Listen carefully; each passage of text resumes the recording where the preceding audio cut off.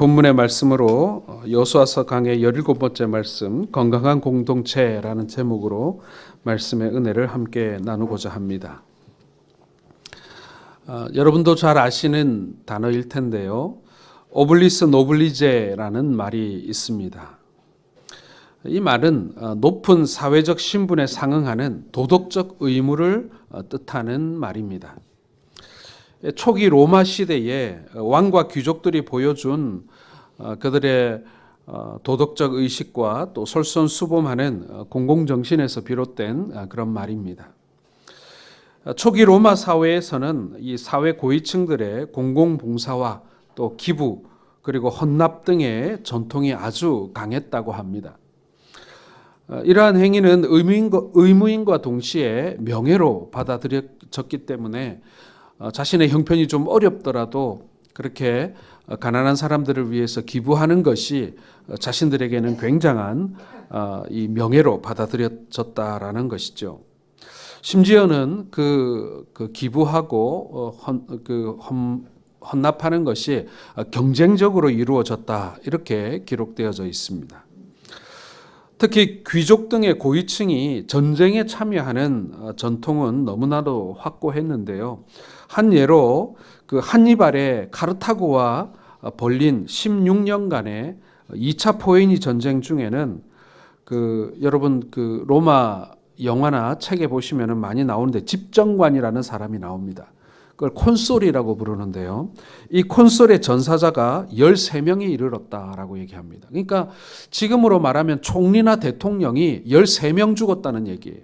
16년의 전쟁 동안 말입니다. 거의 매년 한 명씩 지도자가 전쟁터에 나가서 전사했다라는 뜻이죠. 로마가 건국된 이후 500년 동안 원로원에서 귀족이 차지하는 비중은 15분의 1로 줄어들었다고 합니다. 그러니까 귀족들이 원로원의 귀족들이면 가장 고위층 지도자들인데 이들이 전쟁에 나가서 싸우다가 전사를 많이 해서 15분의 1로 그 숫자가 줄었다 이렇게 기록되어져 있습니다. 이러한 지도자들의 솔선수범과 희생에 힘입어서 로마가 고대 세계의 맹주로 자리할 수가 있었던 것입니다. 제정 이후에 그러니까 이제 로마가 대제국이 된 이후에 권력이 개인에게 집중되고 그리고 도덕적으로 해이해지면서 발전의 역동성이 급속히 쇠퇴됨으로 결국 로마가 패망의 길을 걷게 되었다 이렇게 볼 수가 있는 것입니다. 근대와 현대에 이르러서도 여러분 이러한 도덕적 의식은 계층 간의 대립을 해결할 수 있는 최고의 수단으로 여겨졌습니다. 부가 이렇게 양극화되고 그리고 권력이 사람들에게 이렇게 쏠릴수록 이러한 지도층들의 솔선수범과 희생 정신이 사회의 양극화와 분열을 막았다라는 이야기입니다. 특별히 전쟁과 같은 국가의 어떤 재난 상황 속에서 국민을 통합하는 역량을 극대화하기 위해서 바로 이러한 지도자들의 솔선수범이 그리고 기득층들의 어떤 희생이 너무나도 필요한 것이었다라는 것입니다. 실제로 1차 세계대전과 2차 세계대전 때 영국의 고위층 자녀가 다니던 이튼 칼리지라고 하는 최고의 학교가 있습니다. 그 이튼 칼리지 출신 중에 약 2,000명이 전투 중에 전사했다고 합니다. 그리고 포클랜드 전쟁 때에도 영국 여왕의 둘째 아들 앤드류 왕자가 전쟁터에 나가서 조종사로 참전한 적이 있죠. 6.25 전쟁 때도 미군 장성의 아들이 142명 참전해서 35명이 전사하거나 부상을 당했다고 합니다. 미8군 사령관이었던 벤플리트의 아들이 야간 폭격 작전에 나갔다가 전사하기도 했고 그리고 아이젠하워 대통령의 아들도 육군 소령으로 6.25 전쟁에 참전했더랬습니다. 우리 사회 가운데 돈 있고 빽 있는 사람들 소위 사회 지도급 인사들이 자식을 군대 안 보내려고 하는 그것은 한 개인의 문제가 아니라 실은 나라가 망하는 길, 망국병이라고 할 수 있는 것입니다. 지도자급에 있는 사람들이 이런 생각을 하고 있는 이상 그 사회는 더 이상 발전할 수가 없는 것입니다. 선거철이 되게 되면 항상 그런 얘기 많이 하잖아요. 후보자들이 군대 갔다 왔나 안 갔다 왔나. 대통령이든 뭐 국회의원이든 뭐 총리든 장관이든 항상 그 사람들 입에 오르내리는 게 뭡니까? 군대 갔다 왔나 안 갔다 왔나. 그 얘기를 많이 합니다. 여러분 그것이요. 남자들의 어떤 자존심 그런 거 아니에요. 소위 말하는 사회의 지도자가 되겠다라는 사람이 나라를 지키는 그 국방의 의무를 하지 않았다. 그것을 어떻게든 회피했다.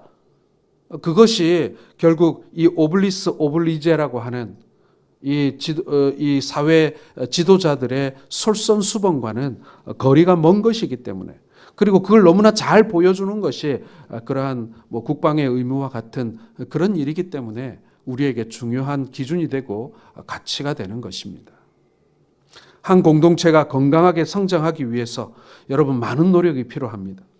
특히 공동체 구성원들 간의 힘의 균형이나 부의 균형이 깨어지면요, 그렇게 해서 일부 계층이 더 큰 이익을 갖기 시작하게 되면 힘없는 사람들은 박탈감을 느끼기 시작하고요. 그리고 공동체는 그 건강함을 잃어버리게 된다라는 것입니다. 여러분 우리가 공산주의를 하자는 말이 아닙니다. 그건 불가능하죠. 그리고 옳지도 않습니다.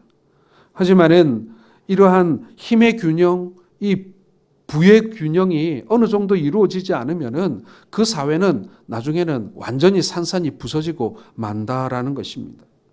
그러므로 지도자는 공동체가 이러한 위기에 직면할 때마다 지도력을 발휘하고 그리고 특권 계층의 요구를 절제시키고 그리고 자발적으로 섬김의 정신을 갖도록 인도해야만 건강한 공동체를 만들어갈 수 있는 것입니다. 여러분 우리 사회를 볼 때에도 힘 있는 사람 그리고 부자들 편에는요 사람 많아요. 그런데 가난한 사람, 힘없는 사람들 쪽에는 그렇게 사람들이 많지 않습니다. 저는 교회가 해야 될 일이요, 힘있고 부유한 사람들을 대변하는 것이 교회가 아니라고 생각을 합니다. 교회는 힘없고 가난한 사람들의 편에 서줘야 돼요. 그것이 교회가 이 세상에 존재하는 이유 중에 하나입니다. 교회가 권력을 지향하고 그리고 부유한 사람들만의 모임이 되어버리면요, 결국에는 교회도 세상에서 버림받게 된다. 그것을 여러분 꼭 기억하시기를 바랍니다. 오늘 본문 가운데 여호수아는 가나안 정복이 끝나가는 시점에서 가장 힘이 강하고 영향력 있는 지파로부터 거센 도전을 받게 됩니다. 제가 지난 시간에도 말씀드렸듯이 요셉 지파가 두 몫의 분깃을 얻게 되었던 것은 그들이 이 요셉이라고 하는 한 사람의 공로 때문에 그들이 상으로 그 두 분깃을 받은 것이 아니라 그들에게 그것은 더욱더 많은 의무, 더욱더 많은 희생을 요구하는 그런 의미에서 두 지파가 그러니까 두 지파가 되고 두 지파의 분깃을 받았다라고 말씀을 드렸습니다. 자, 우리는 오늘 이 사건을 통해서 건강한 공동체가 무엇이고 이러한 공동체를 만들어가기 위해서는 무엇이 필요한지를 살펴보게 될 것입니다. 또한 우리는 성경에서 말하는 리더십을 바로 이해하고 하나님의 관점에서 건강한 그리스도인의 지도력이라는 것이 어떤 것인가를 함께 살펴보게 될 것입니다. 자, 오늘 본문에 보면 요셉 지파가 지도자 여호수아에게 다음과 같이 강력하게 항의를 합니다. 우리 14절 같이 읽어보겠습니다. 시작. 요셉 자손이 여호수아에게 내가 큰 민족이 되었거늘 당신이 나의 기업을 위하여 한 제비 한 분깃만 주심은 어쩌미니까. 자, 이 말씀은요, 요셉 지파가 한 분깃으로는 만족할 수 없다는 말입니다. 더 나은 땅, 더 많은 땅, 더 많은 분깃을 가져야 마땅하다라는 요구인 것이죠. 그러나 이 막강한 영향을 가진 이 요셉 지파의 요구를 여호수아는 이런지하에 거절합니다. 그럼에도 불구하고 그들은 물러서지 않고 다시 항변하지요. 오늘 16절을 보게 되면 이 요셉 지파의 불평이 나오고 있습니다. 우리 지파는 철병거로 무장한 적이 있는 미개척지에 가고 싶지 않습니다. 우리 지파에게는 이미 점령한 그 땅 중에서 가장 좋은 땅을 우리에게 주어야 합니다. 이렇게 지금 요구하고 있는 것이죠. 지난 시간에 말씀드린 더 많은 희생, 더 많은 의무라는 말과 여러분 일맥상통하지 않습니까? 아니, 그것에 대하여 지금 요셉 지파가 항의하고 있는 것 아니겠습니까? 두 분깃을 주고 더 많은 땅을 주고 더 많은 몫을 주었지만 이들에게는 철병거를 가진 가나안 사람들과 싸워야 하는 의무가 부과되어진 것입니다. 더 많은 땅을 주되 더 많은 피를 흘려야 한다라는 의미인 것입니다.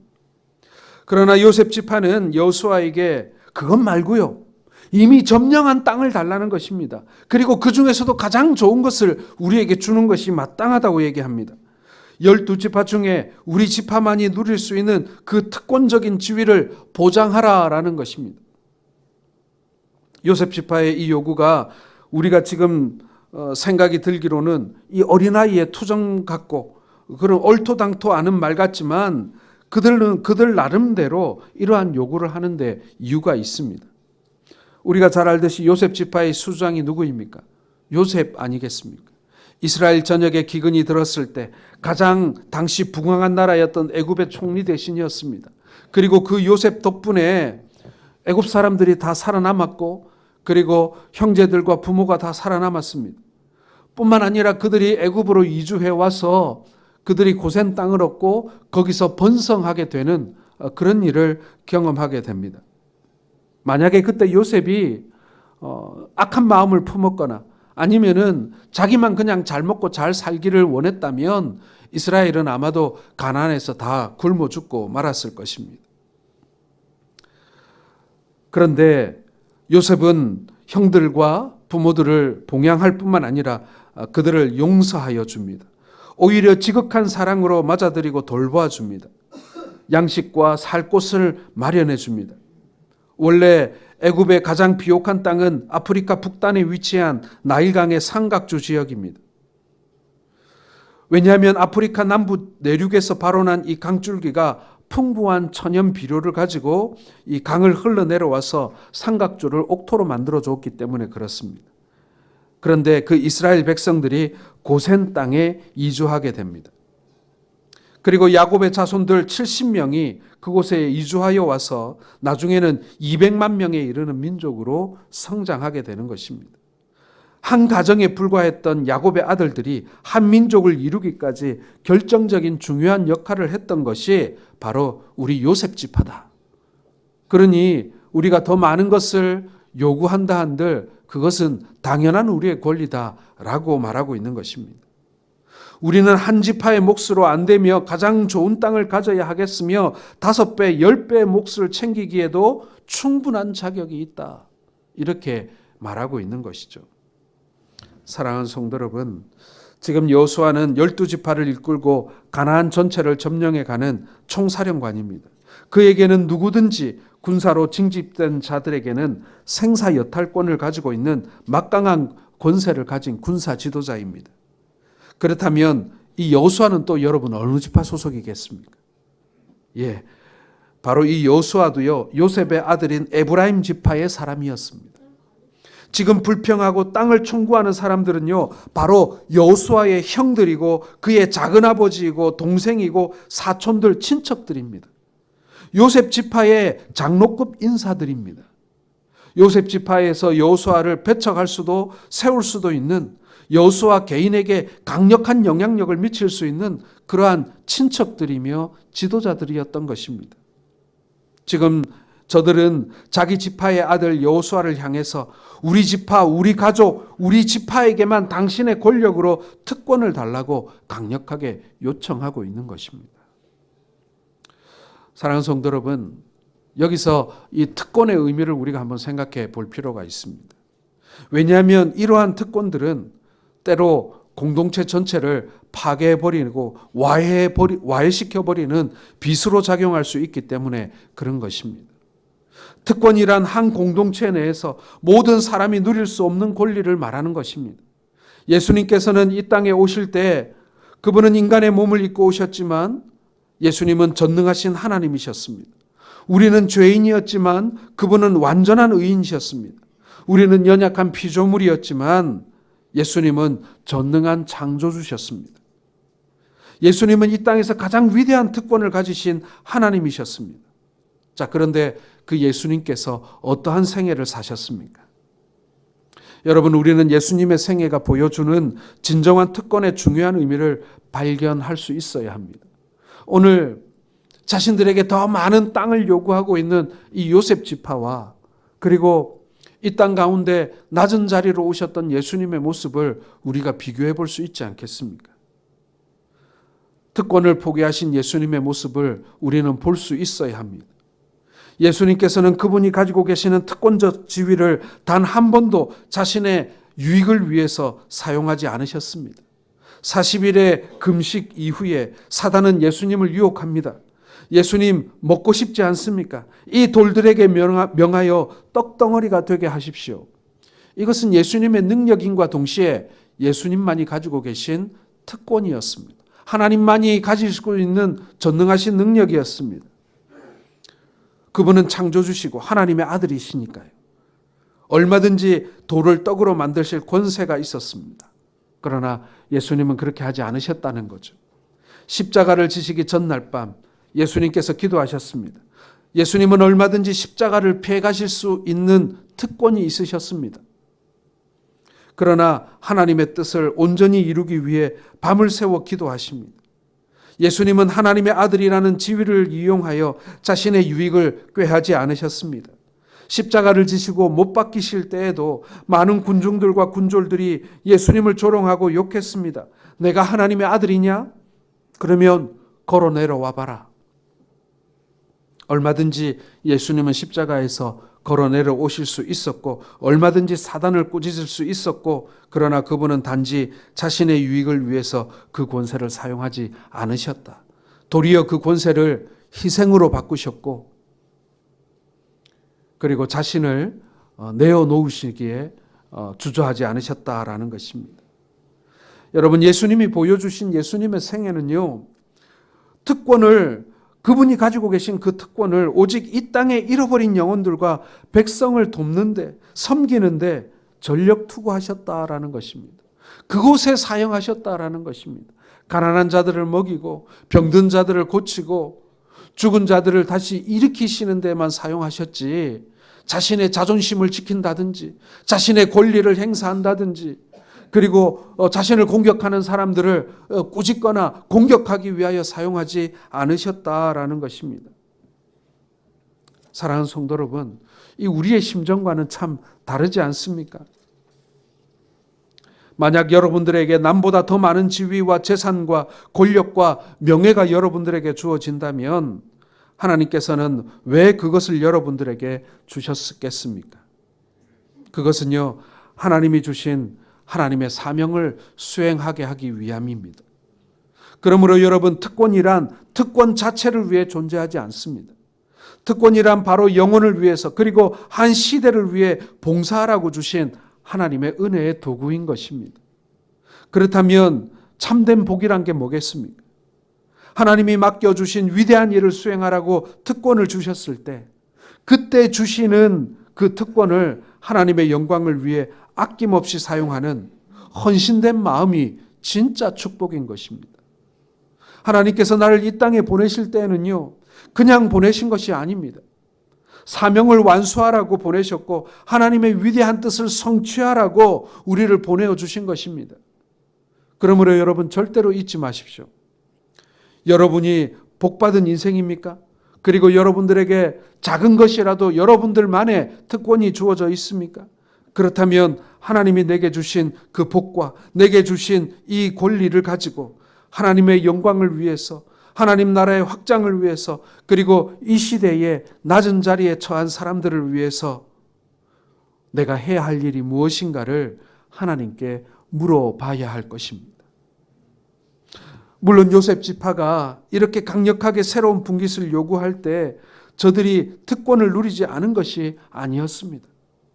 요셉 지파는 이미 두 지파의 몫을 배정받았습니다. 요셉 지파의 한 지파인 므낫세 지파에게는 땅 분배에 들어갈 때 요단 동편 거대한 땅을 먼저 주었고요.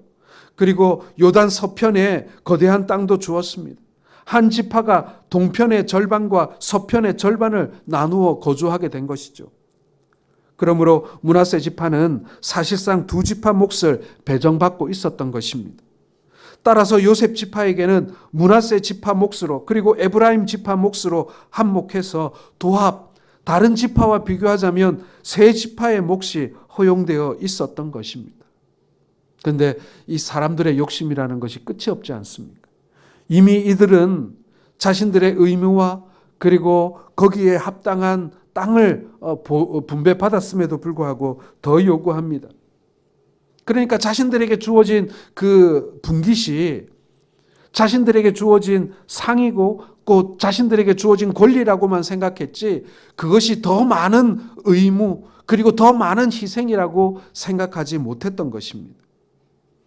오늘 여호수아서 17장 3절에 보면 헤벨의 아들 길르앗의 손자 마길의 증손 므낫세의 현손 슬로보핫에게는 아들이 없고 이 말라, 노아, 호글라, 밀가, 디르사라고 하는 딸들밖에 없다라고 기록되어 있습니다.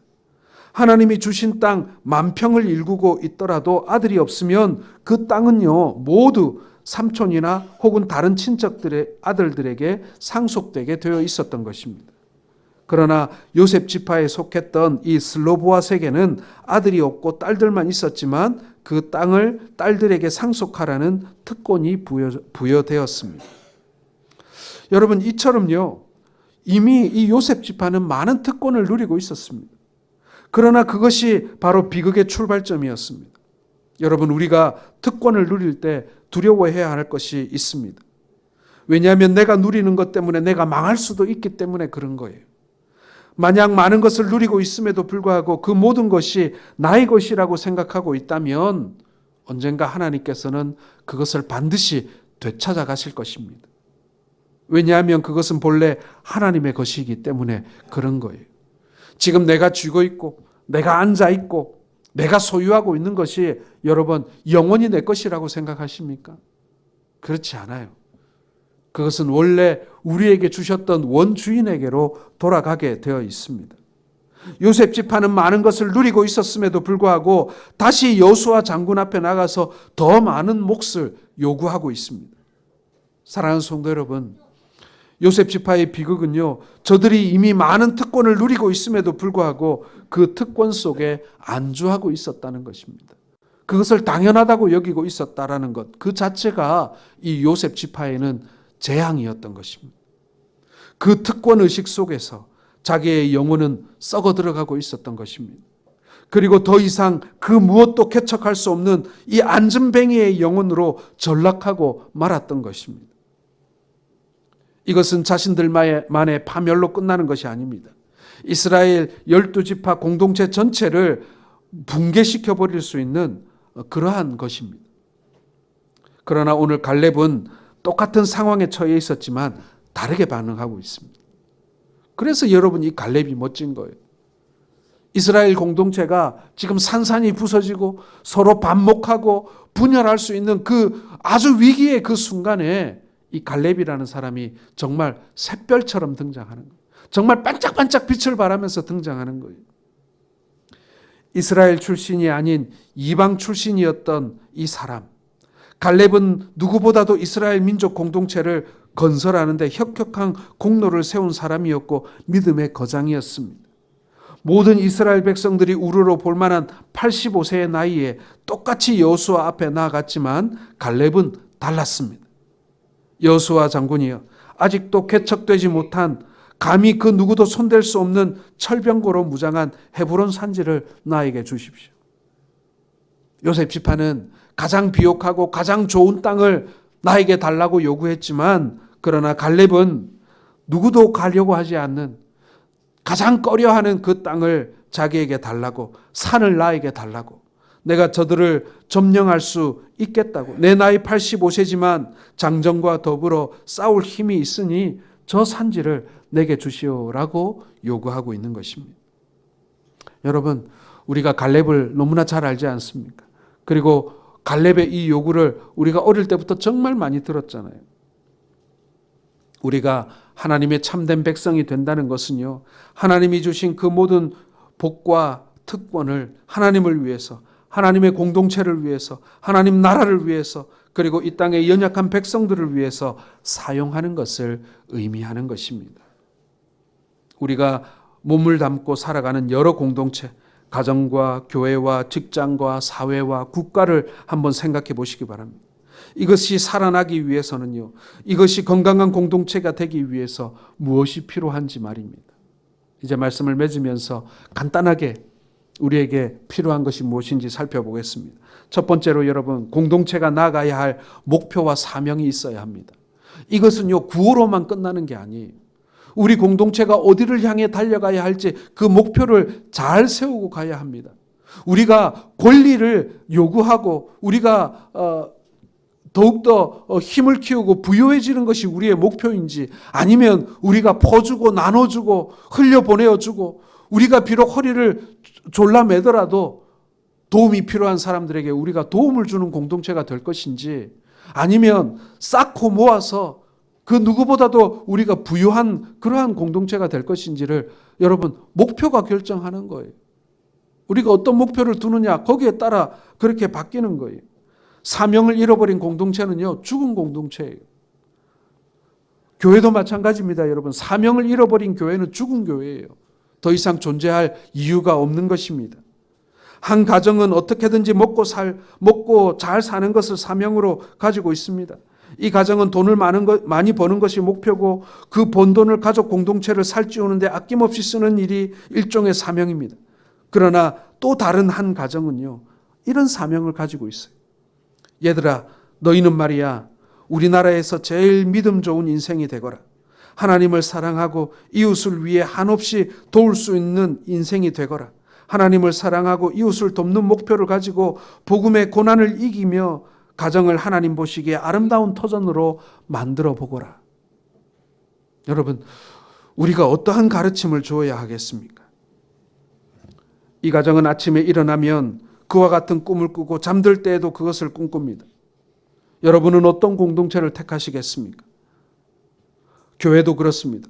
우리끼리 모여 잘 먹고 잘 사는 교회가 되자는 목표를 가진 교회와, 하나님의 말씀을 전파하고 말씀 사역을 진행하고 이 땅에 잃어버린 영혼들을 불러 모으고 자라나는 세대들에게 하나님의 말씀을 가르치고 이 시대 그리고 이 세상을 고칠 만한 목표와 사명을 가진 그러한 사람들을 길러내고, 그리고 이 땅의 가장 어두운 곳, 낮은 곳에 있는 사람들을 위해서 우리의 것을 기꺼이 나누어 주는 그러한 공동체. 여러분, 그러한 공동체가 건강한 공동체가 아니겠습니까? 바른 목표와 사명 아니겠습니까? 두 번째로 여러분, 참된 공동체는요, 효율적인 지혜가 필요합니다. 하나님께서는 남성들에게 가정의 대표권을 주셨습니다. 가정의 위기가 처했을 때 가정 전체를 보호할 수 있도록 몸을 던지는 사람을, 그러한 사랑을, 그러한 마음을 남자들에게 주셨습니다. 우리 자녀들이 시련을 당할 때 밤을 지새우며 기도할 수 있는 능력을 우리에게 주셨습니다. 그러므로 한 가정을 대표하는 남편의 대표성은 특권일 뿐만 아니라 준엄한 책임을 요구하고 있는 것입니다. 오늘 하나님께서 이스라엘 지파 가운데 요셉 지파를 강성하게 하신 것은요, 그들에게 특권을 요구함과 동시에 그들에게 이 두 몫의 땅, 아니 세 몫의 땅을 줌과 동시에 그들에게 엄청난 책임을 요구하고 있는 것입니다.